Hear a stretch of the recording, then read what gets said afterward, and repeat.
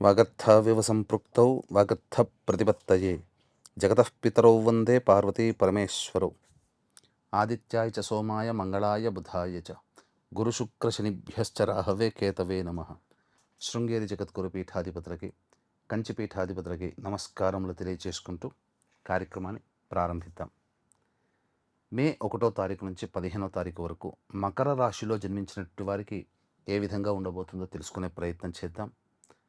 ఉత్తరాషాఢ 2, 3, 4 పాదాలు, శ్రవణం 4 పాదాలు, ధనిష్ట 1, 2 పాదాలలో జన్మించిన వాళ్ళు మకర రాశిగా గుర్తిస్తారు. గమనించుకున్నట్లయితే 2వ ఇంట్లో రాహువు, 3వ ఇంట్లో శని కుజ సంచారము, 4వ ఇంట్లో రవి బుధ సంచారము, 5వ ఇంట్లో శుక్రగ్రహ సంచారము, 6వ ఇంట్లో గురుగ్రహ సంచారము, అలాగే 8వ స్థానంలో కేతుగ్రహ సంచారం. వెరసి చూసుకున్నట్లయితే ప్రధానంగా ఈ యొక్క మకర రాశి వారికి శని కుజ సంచార ప్రభావం చాలా మంచి స్థితిగతులని అందజేస్తుంది. ఆత్మవిశ్వాసంతో ప్రతి పనులలో మొదలు పెడతారు. తద్వారా మీరు కొన్ని విజయాల్ని కూడా సాధించుకునే అవకాశం గ్రహాల యొక్క స్థితిగతులను బట్టి కలుగుతుంది. అలాగే పంచమ స్థానంలో శుక్రగ్రహ సంచారం, ఇది చాలా అనుకూలమైనటువంటిది. మీరు ఎవరితో మీకు ఇబ్బందులు వచ్చి తలెత్తి దూరమయ్యారు, స్నేహితులు కావచ్చు, ప్రేమికులు కావచ్చు, లేదా దంపతులు కావచ్చు, భాగస్వాములు కావచ్చు, లేదా ఎవరితోనైనా కానీ మీకు ఇబ్బంది ఉండి దూరం అయ్యారో మళ్ళీ వాళ్ళు కలుసుకునే అవకాశాలు గోచరమవుతున్నాయి. విలువైన వస్తువులు, ఆభరణాలు కొనుగోలు చేస్తారు. అన్ని విధాలుగా సంతోషంగా ఈ శుక్రగ్రహ సంచార ప్రభావం వలన కలుగుతుంది. ప్రేమను తిరిగి మళ్ళీ పొందుతారు అని చెప్పవచ్చు.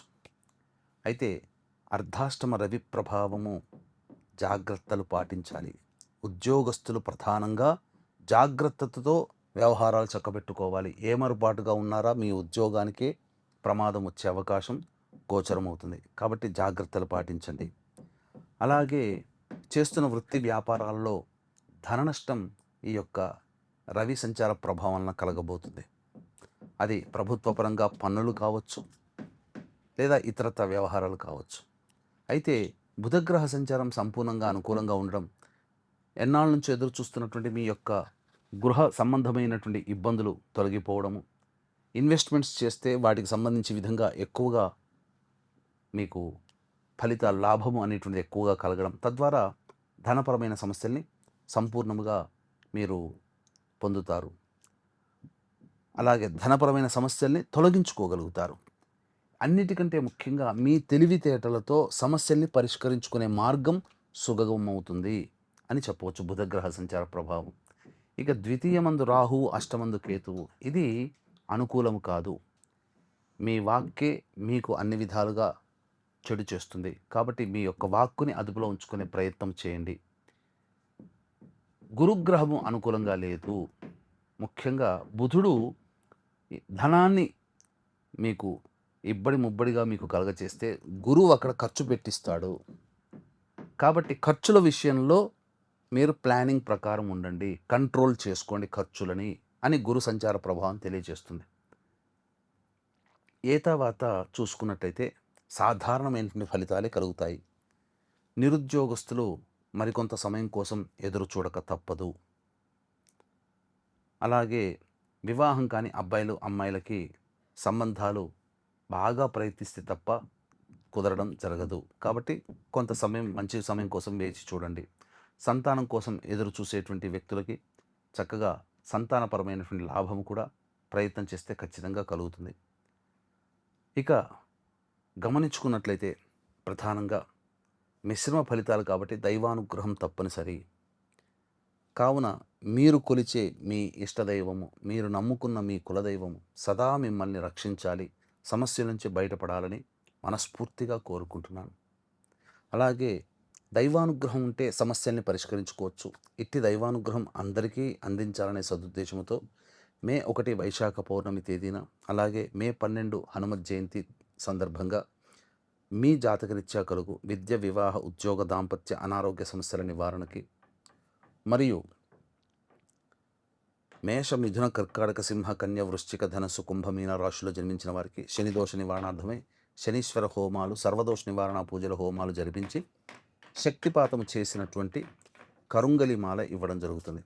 అవకాశం ఉన్న వాళ్ళు స్క్రీన్పై కనిపిస్తున్న నెంబర్కి కాంటాక్ట్ చేసి మీ గోత్రనామాదులు నమోదు చేసుకోవచ్చు. ఇక ఆలస్యం చేయకుండా 1వ తారీఖు నుంచి మే 15వ తారీఖు వరకు రోజువారీ కార్యక్రమాల్లో ఏ విధంగా ఉండబోతుందో తెలుసుకునే ప్రయత్నం చేద్దాం. 1, 2, 3, 4, 5 ఈ తేదీలలో అన్ని విధాలుగా సంతోషకరమైనటువంటి జీవితాన్ని పొందుతారు. ఖర్చుకు మించిన ఆదాయాలు ఉండడం, తద్వారా అన్ని విధాలుగా సంతోషంగా ఉంటారు. విందులు, వినోదాలు, కుటుంబ సభ్యులతో పాల్గొంటారు. చక్కగా మంచి ప్రదేశాలని వీక్షిస్తారు. కొత్త కొత్త ప్రదేశాలకి వెళతారు కుటుంబ సమేతంగా అని చెప్పవచ్చు. ఇక 6, 7 తేదీలలో ఖర్చులు అధికంగా ఉంటాయి. ప్రశాంతత లోపిస్తుంది. ఏ పని చేయాలన్నా సంతోషంగా ఉండదు. ఏదో ఒక బాధ మిమ్మల్ని వెంటాడుతుంది. నిద్ర పట్టకపోవడం లాంటివి జరుగుతాయి. కాబట్టి జాగ్రత్తగా ఉండండి. 8, 9, 10 ఈ తేదీలలో ఎన్నాళ్ళ నుంచో పెండింగ్లో ఉన్నటువంటి పనులని పూర్తి చేసుకుంటారు. సుఖ సంతోషాదులతో ఆనందంగా ఉంటారు. విందులు, వినోదాలు, పాత మిత్రులను కలుసుకుంటారు. సంతోషంగా గడుపుతారు. 11, 12 తేదీలలో కుటుంబ కలహాలు వచ్చే అవకాశం ఉంటుంది. మనస్సు ప్రశాంతత ఉండదు. ఏ పని చేయాలన్నా కొంత ఇబ్బందికర పరిస్థితులు అనేటువంటివి ఉంటాయి. అలాగే ఖర్చులు కూడా అధికంగా ఉంటాయి. 13, 14 ఈ తేదీలలో సంతోషకరమైన జీవితం, సోదర సోదరీమణులు, నమ్మకస్తులు, పరిచయస్తుల సహాయ సహకారాలతో మీకున్నటువంటి సమస్యల్ని పరిష్కరించుకుంటారు. రాని బాకీలు వసూలవుతాయి. ధనాదాయం బాగుంటుంది. 15వ తారీఖు మాత్రం వాహనాన్ని నడిపేటప్పుడు జాగ్రత్తలు పాటించాలి. ఆ రోజున కూడా ఖర్చులు అధికంగా ఉంటాయి. కాస్త మనస్సు విచారంగా ఉండే సంఘటనలు చోటు చేసుకుంటాయి. కాబట్టి జాగ్రత్తలు పాటించండి. ఏ తర్వాత దైవానుగ్రహం తప్పనిసరి. కావున మీరు నమ్ముకున్న దైవము, కులదైవము మిమ్మల్ని సదా రక్షించాలి.